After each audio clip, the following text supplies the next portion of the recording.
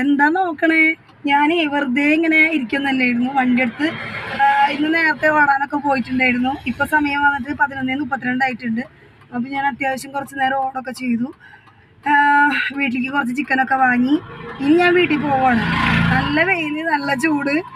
അയ്യോ, കുടിക്കാനെടുത്ത വെള്ളമൊക്കെ ഏകദേശം തീർന്നു. ഇനി വീട്ടിൽ പോയിട്ട് ആദ്യം തന്നെ കുറച്ച് വെള്ളമൊക്കെ എടുത്ത് കുടിക്കണം. ഗംഭീര ചൂട്, ഒന്നും പറയണ്ട. ചൂട്, ഭയങ്കര ചൂട്. എൻ്റെ കൈ വാച്ച് കെട്ടണ ഭാഗമൊക്കെ ഫുള്ള് ചൂടുകുരാണ്. പിന്നെ നല്ല ചൊറിച്ചിലൊക്കെ ഉണ്ട്. ചൂടുകുരു വന്നിട്ട് വാച്ച് കെട്ടണ ഭാഗം മാത്രം. പിന്നെ അതുപോലെ കഴുത്തിൻ്റെ സൈഡൊക്കെ നല്ല എന്താ പറയുക, ചൂടുകുരുണ്ട് കേട്ടോ. അങ്ങനെ ഭയങ്കര ചൂടല്ലേ.